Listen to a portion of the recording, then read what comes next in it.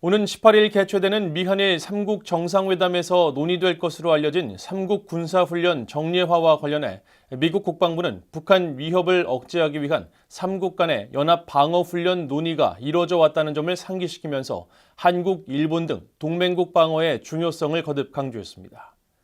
국무부는 최근 한국 정부가 동결 해제한 이란 자금이 인도적 목적으로 쓰일 것이라며 테러 자금으로 사용될 것이라는 일각의 우려를 일축했습니다. 첫 소식 함지아 기자가 보도합니다.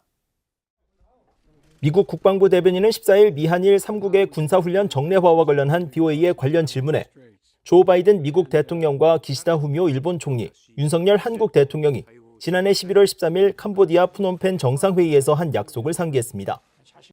로이드 오스틴 미국 국방장관과 한일 양국 국방부 장관들은 지난 6월 북한이 발사한 미사일을 탐지하고 평가하는 각국의 능력을 향상시키기 위한 3국 간 노력에 대해 논의했다고 밝혔습니다. 이어 이 회담에서 3국 국방장관들은 대잠수함 훈련과 미사일 방어 훈련 등 북한의 핵과 미사일 위협에 대한 3국 간 대응을 강화하고 이 같은 위협을 억제하는 데 기여하는 방어 훈련을 정례화하기로 약속했다고 설명했습니다. 그러면서 미국은 핵을 포함한 우리의 모든 능력에 의해 뒷받침되는 굳건한 미한 동맹의 공약을 재확인한다며 우리는 영내와 전 세계의 평화와 안정을 위해 긴밀히 협력할 것을 약속한다고 밝혔습니다. 앞서 김태효 한국 국가안보실 1차장은 13일 브리핑을 통해 윤석열 한국 대통령이 미국 워싱턴에서 열리는 미한일 정상회의 참석차 오는 17일 출국한다고 밝혔습니다.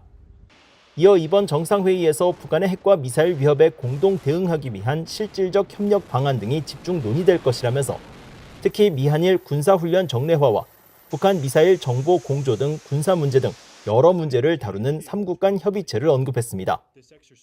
미국 국방부 대변인은 이어 김정은 북한 국무위원장이 또다시 군수공장을 시찰하면서 전쟁 준비를 강조한 데 대해서는 우리는 북한의 군사 프로그램이 제기하는 위협에 대해 매우 분명하게 밝혀왔으며 한국과 일본을 방어하고 영내 평화와 안정을 유지하겠다는 공약도 매우 분명히 밝혀왔다면서 우리는 북한이 제기하는 위협에 대처하기 위해 한국 및 일본 정부와 계속 협력할 것이라고 강조했습니다.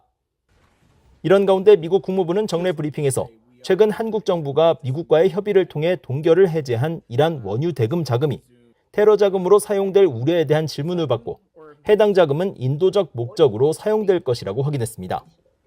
The use of funds like these for humanitarian purposes, for food, aid, things like that, has always been applicable and allowed under U.S. sanctions. As it relates to Iranian destabilizing activities in the region, their funding of terrorism, their provision of drones to the Russian Federation, their crackdown on human rights, all of those things, countering them is something that the United States is going to continue to pursue. 앞서 미국 정부는 이란과 상호 수감자 석방을 대가로 한국은행 계좌에 약 4년간 동결시켰던 한국의 이란 원유 대금 약 70억 달러를 풀어주기로 합의했으며 이란은 해당 자금을 인도주의 목적으로만 활용하기로 했다고 밝혔습니다. BOA 뉴스 함지아입니다.